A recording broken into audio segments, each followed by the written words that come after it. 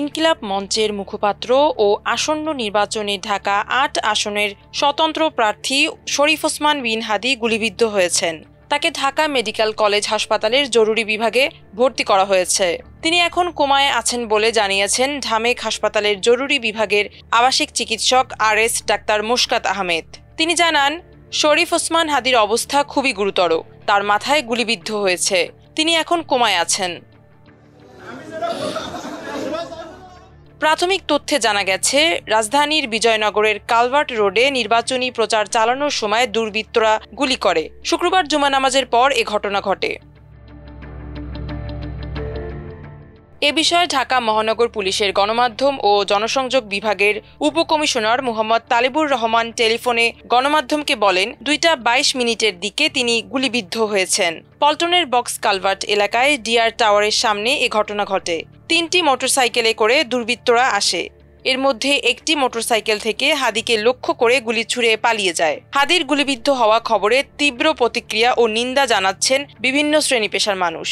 এক ফেসবুক পোস্টে online activist Pinaki Bhattacharya লিখেছেন, ওসমান হাদী বর্ষা বিপ্লবের শাশ্বত বন্ধু। তাকে গুলি করে নির্বাচন পেছাতে চায় পরাজিত শক্তি। এরা জানে এরা হেরে গিয়েছে ইতিমধ্যে। ঢাকার ছাত্র জনতা এর সমুচিত জবাব দিয়ে দেবে। অপর এক ফেসবুক স্ট্যাটাসে ঢাকা বিশ্ববিদ্যালয় কেন্দ্রীয় ছাত্র সংসদ ডাকসুর ভিপি সাদিক কায়েম লিখেছেন, ওসমান হাদীকে গুলি করা হলো।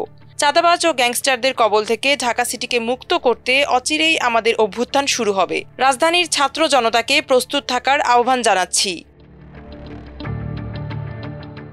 ওসমান হাদীকে হাসপাতালে নিয়ে আসা মিসবাহ জানান, জুমার নামাজ পড়ে মতিঝিল বিজয়নগর কালভার্ট এলাকা দিয়ে রিকশায় যাওয়ার সময় 2 জন মোটরসাইকেলে এসে গুলি চালায়। এতে গুলিটি তার বাম কানের নিচে লাগে। গুলি করেই তারা পালিয়ে যায়। এরপর ওসমান হাদীকে রিকশায় করে হাসপাতালে নেওয়া হয়। বর্তমানে জরুরি বিভাগের ওয়ান স্টপ ইমার্জেন্সি সেন্টারে চিকিৎসাধীন তিনি।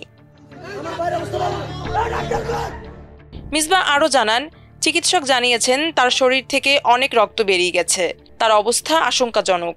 শুক্রবার বিকেল 3:30টায় এ প্রতিবেদন লেখা পর্যন্ত ঢামেক হাসপাতালের জরুরি বিভাগে তার চিকিৎসা চলছে। জুলাইয়ের গণঅভ্যুত্থানে অগ্রণী ভূমিকায় ছিলেন ছাত্রনেতা ওসমান হাদী। বিক্ষোভের সময় তার জ্বালাময়ী বক্তৃতায় উদ্বুদ্ধ হয়ে বহু শিক্ষার্থী ফ্যাসিবাদের বিরুদ্ধে রাজপথে নামেন। গণঅভ্যুত্থানের পরও তিনি রাজপথে সক্রিয় রয়েছেন। ত্রয়োদশ জাতীয় নির্বাচনে স্বতন্ত্র প্রার্থী হিসেবে লড়ছেন ঢাকা 8 আসন থেকে। ভোটের মাঠে ভোর থেকে রাত পর্যন্ত গণসংযোগে ব্যস্ত সময় পার করছিলেন তিনি। এর আগে গত নভেম্বর মাসে দেশি বিদেশি 30টি নম্বর থেকে বিভিন্ন ধরনের হুমকি পেয়েছেন বলে জানিয়েছিলেন হাদী। 14 নভেম্বর ফেসবুকে একটি পোস্টে তিনি লিখেছিলেন, গত 3 ঘন্টায় আমার নম্বরে আওয়ামী লীগের খুনিরা অন্তত 30টা বিদেশি নম্বর থেকে কল ও টেক্সট করেছে, যার সামারি হলো, আমাকে সর্বক্ষণ নজরদারিতে রাখা হচ্ছে। তারা আমার বাড়িতে আগুন দেবে, আমার মা, বোন ও স্ত্রীকে ধর্ষণ করবে এবং আমাকে হত্যা করবে।